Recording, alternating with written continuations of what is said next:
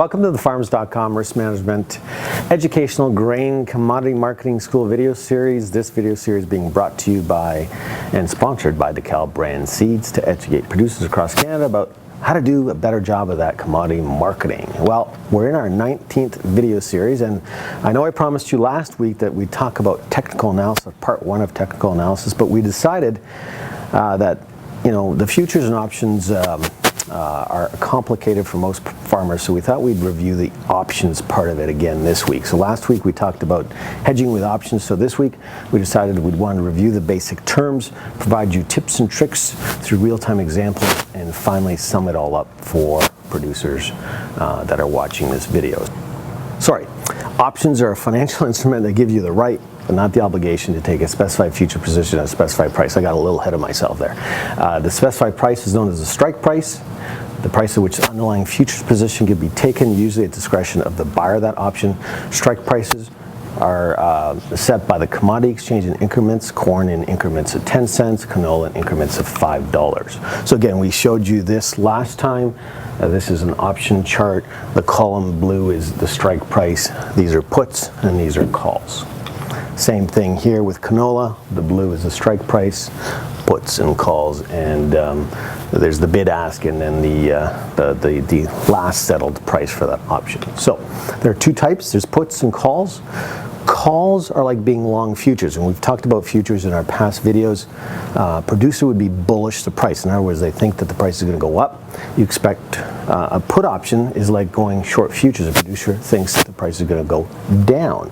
Options prices are called premiums, and they're negotiated by the buyer and seller.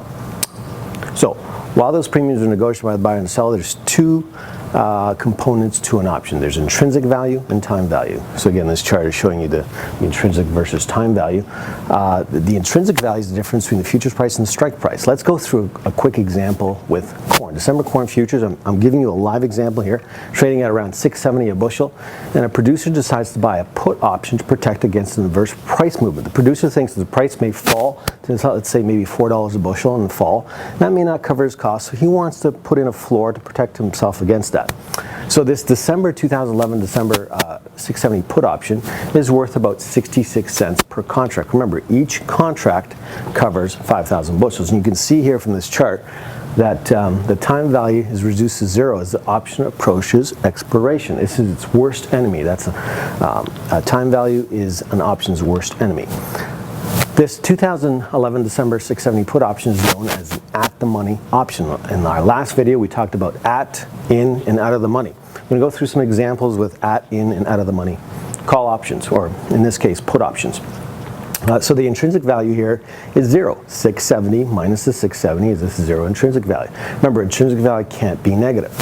Let's look at a 750 strike put option.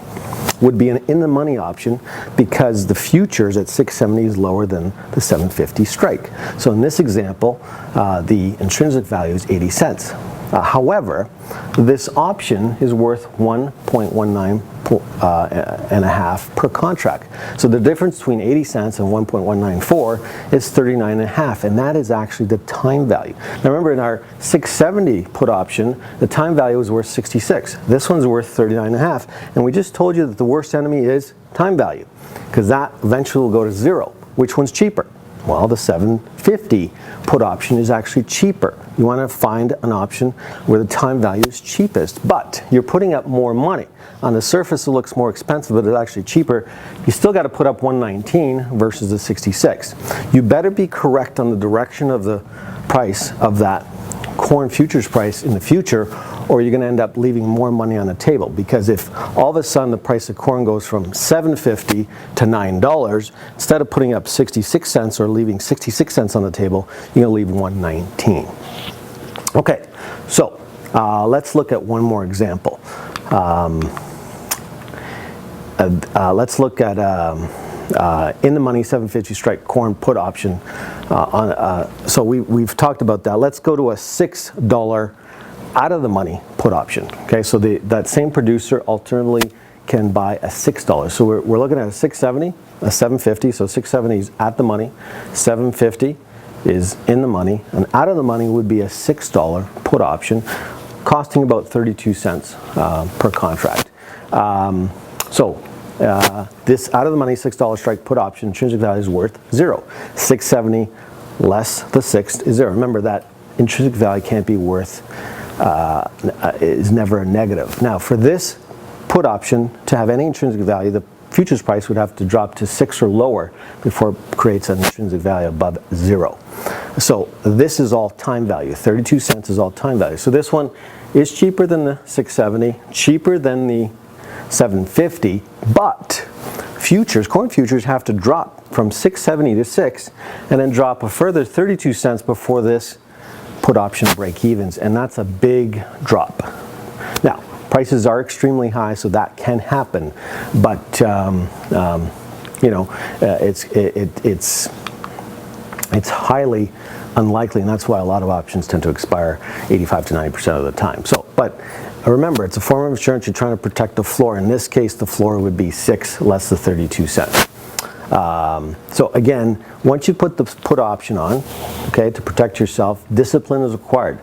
The producer is going to ignore all the noise between now and December. When he's ready for harvest and he's physically sold those bushels forward, only then will you call back the broker and say, I want to sell this put option. If price of corn has dropped to 4 less the 670, 270, less the cost is going to give you a 204 profit per bushel, plus or minus your local basis. You can do the same math for beans, canola, oats, whatever the case may be. So maybe you should try that with some of the other crops that you grow for a living. So key insights. Buying puts is a substitute for selling futures. Hedging with futures is more effective when the price is going in the right direction. Hedging with options like insurance. How much you value that insurance will depend on whether you buy the out of the money, or in the money. My best advice to producers is basically try the at the money. The out of the money option, like the $6 put, rarely works. History has shown that options do work in very extreme high markets like 2008 and 2011. Again, we've provided you with some sources last time where you can get quotes and options. So in summary, understanding how to hedge with options, knowing that difference between intrinsic time value in at and out of the money strike prices can help you manage that risk going forward. In a late plan of the year like 2011, options can come handy when a producer's not comfortable booking bushels forward that he may not have at harvest, and again can help you manage through that risk. So next time, we're going to look at that technical analysis I promised you last time. We'll look at part 1 of technical analysis.